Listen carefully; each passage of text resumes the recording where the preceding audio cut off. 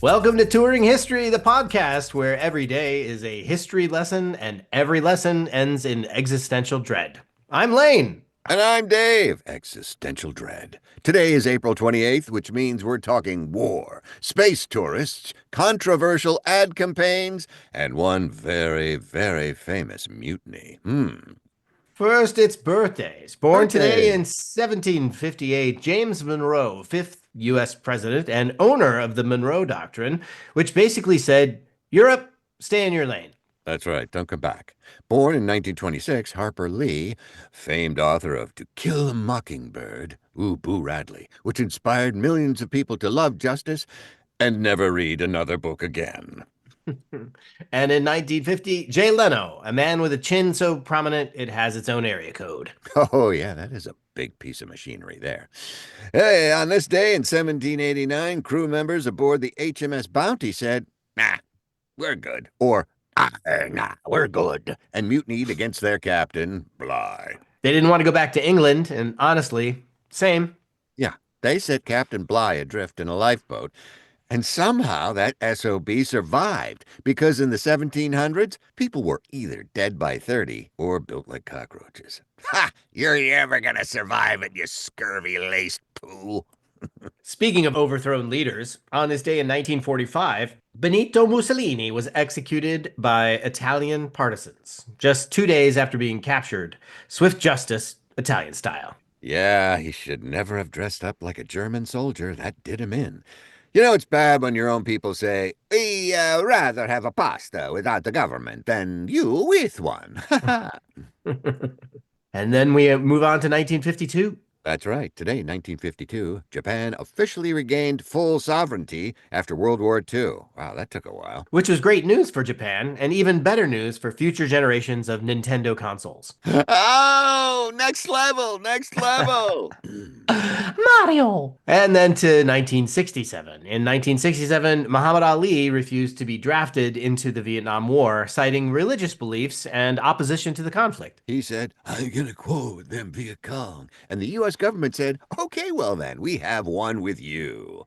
He lost his boxing license and his heavyweight title, but kept his integrity, which, let's be honest, is worth way more than a belt. That's right. In 2001, Dennis Tito became the first ever space tourist.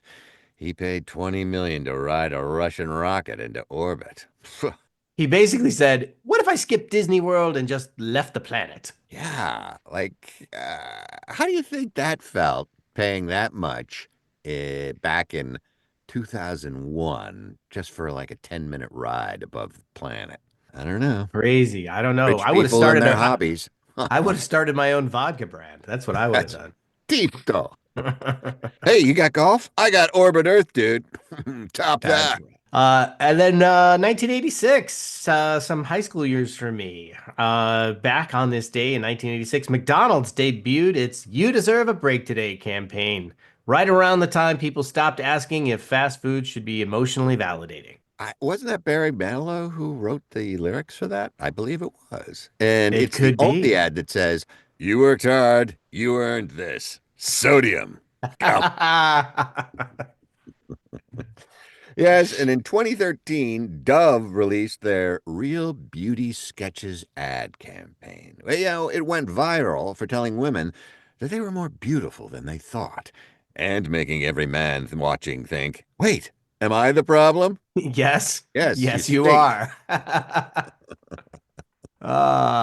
But now we have to take a break and talk about our sponsor of the day. This episode is brought to you by Rise Donuts in Wilton, Connecticut. You don't just eat a rise donut. You contemplate your life while doing it. They're soft, they're glossy, ooh, and they're borderline illegal in 4 countries. They rotate flavors like it's a tasting menu from heaven. And let's be honest, there's no better way to process Mussolini's execution than with a lemon glazed brioche. That's right. Strung up by piano wire? Well, follow at Rise Donut on Instagram and go early. Lines form fast, regret forms faster. Rise Donuts, the most delicious reason to believe in time travel. Well, back to our show. Back to the headlines in 1923, Wembley Stadium officially opened in London. It was meant to hold 125,000 people. Hey, 300,000 showed up, which is also how I would describe my birthday party invites. Who Oh, are yes. you? Where's mine, Dave? Why didn't I get one? Oh, you were 300,001. Oh, thanks. I almost made the cut. That's good. What about 1965, Dave? Well, again, the U.S. sent Marines to another country, the Dominican Republic, during a civil war, claiming they were just there to protect American lives. All Because 40,000 of them.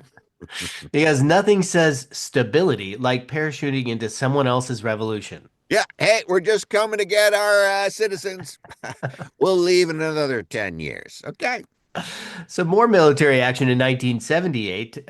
Today, in 1978, Afghanistan's communist coup began. It led to Soviet occupation, U.S. intervention, the rise of the Taliban, basically the ultimate butterfly effect of bad decisions. Yes, and we're still feeling it. Ouch. Ah, Well, in 1994, Richard Nixon was buried with full military honors. Wow. because in America, we forgive everything if you die quietly and wear a flag. That's right. Well, what happened in 2019, Lane? Oh, well, that's not that long ago. On this day in 2019, it seems like yesterday, Avengers Endgame shattered global box office records. That's right. It made $2.8 billion, killed off half the cast, and somehow got everyone to forgive that time travel plot line. It also proved one thing. If you give people 10 years of backstory and a talking raccoon, they will They show will up. show up. That's absolutely right. So that's April 28th. Mutinies, popes, draft dodgers, donuts, and Iron Man's last stand. Yeah, so we'll see you tomorrow with more chaos, more comedy, and probably another fast food ad pretending to love you. Until then, stay curious. And remember, if someone offers you a one-way trip to space, ask how much leg room and how much is it going to cost first. That's right. Bye, everybody. See ya tomorrow.